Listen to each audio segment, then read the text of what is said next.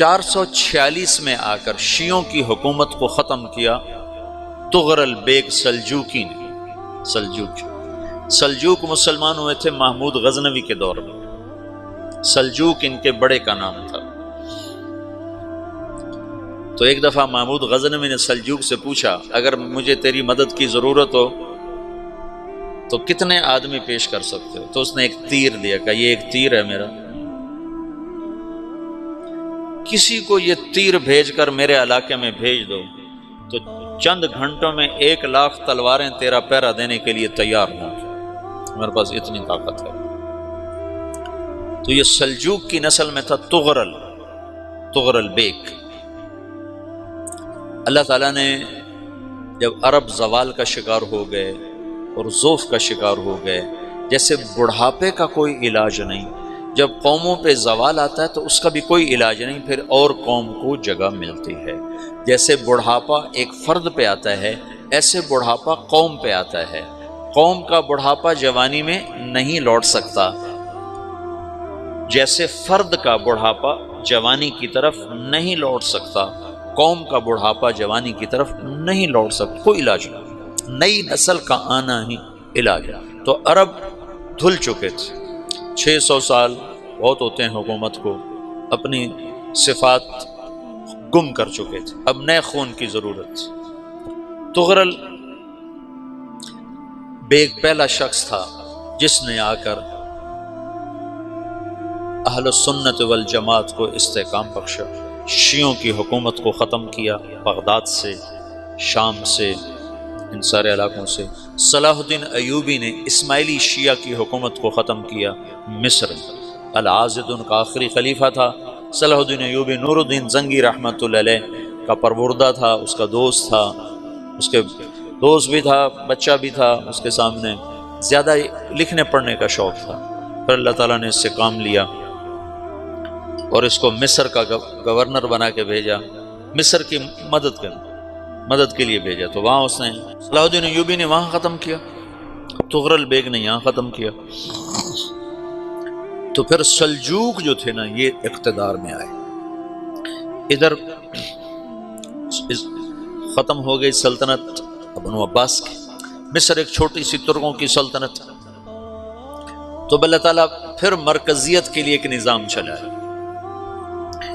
2 لشکر آپس میں لڑ رہے ہیں ایک میدان میں، ایک جنگلی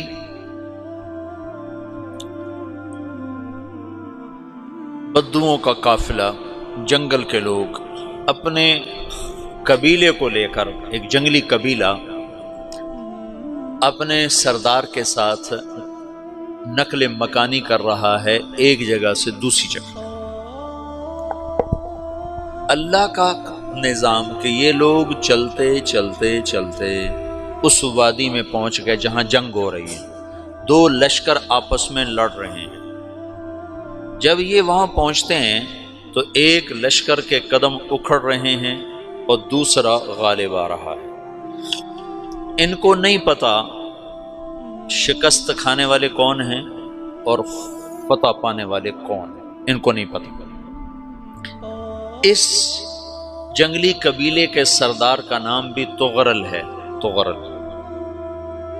تو یہ سردار کہتا ہے جو شکست کھا رہے ہیں ان کی مدد کرو، کچھ پتہ نہیں کون ہے، کہتا جو شکست کھا رہے ہیں ان کی مدد کرو۔ تو 400 وحشی جنگلیوں نے فاتح لشکر کے پیچھے حملہ کر دیا۔ وہ تو ایک کافی ہوتا تھا، 400 دوڑ جب تلواریں پڑیں تو چند لمحوں میں نقشہ بدل گیا، بھاگنے والے جم گئے اور جمنے والے بھاگ پڑے۔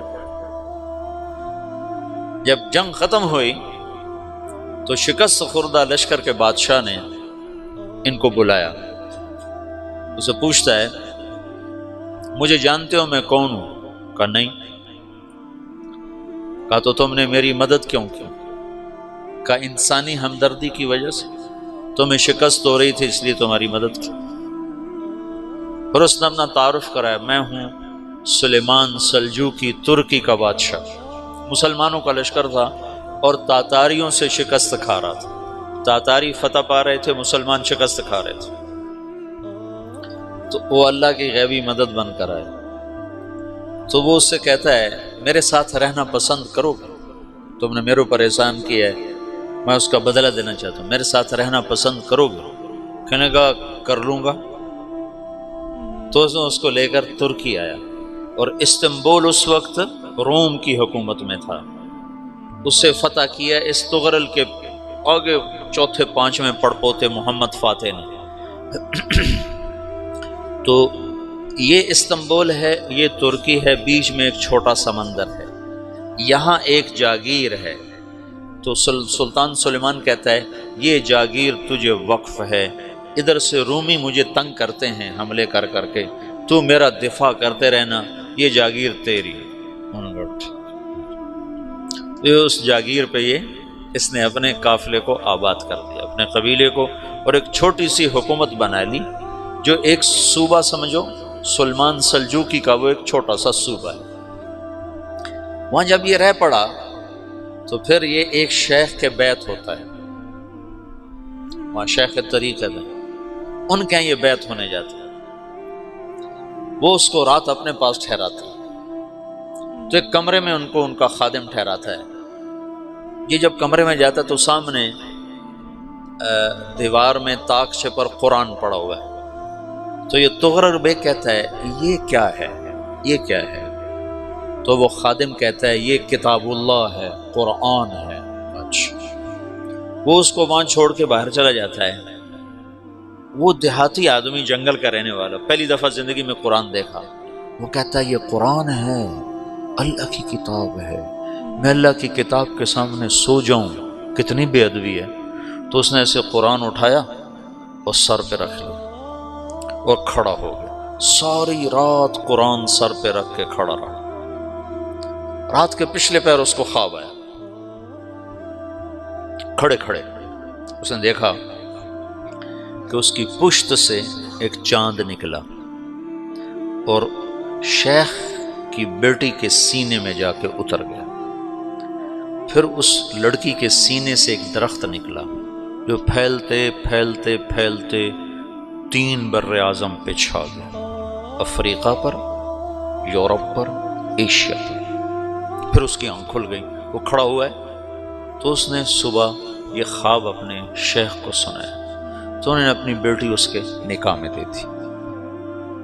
اس بیٹی سے ایک بچہ پیدا ہوا، تغرل بیگ نے اس کا نام رکھا عثمان، عثمانی ترک نام سنا ہوا، جو میں نے کل بتایا تھا کہ 1924 میں وہ خلافت ختم ہوئی۔ تو ایک بیٹا پیدا ہوا عثمان۔ عثمان نے پھر ایک نئی اسلامی حکومت کی بنیاد رکھی جو 1924 تک چلتی رہی، کوئی 800 سال یہ حکومت چلی۔ تو حکومت کا شیرازہ بکھرا، لیکن پھر جڑ جاتا تھا، اور وہ قرن اول والا جوڑ کبھی نہ پیدا ہوا، ٹکڑے بن گئے۔ ان ٹکڑوں میں اللہ لوگ پیدا کرتا رہا جو دعوت دیتے رہے، دعوت زندہ رہی۔ جو تربیت کا نظام تصوف کے ساتھ تھا، اب وہ تبلیغ کے ساتھ۔ 2 لشکر آپس میں لڑ رہے ہیں ایک میدان، ایک جنگلی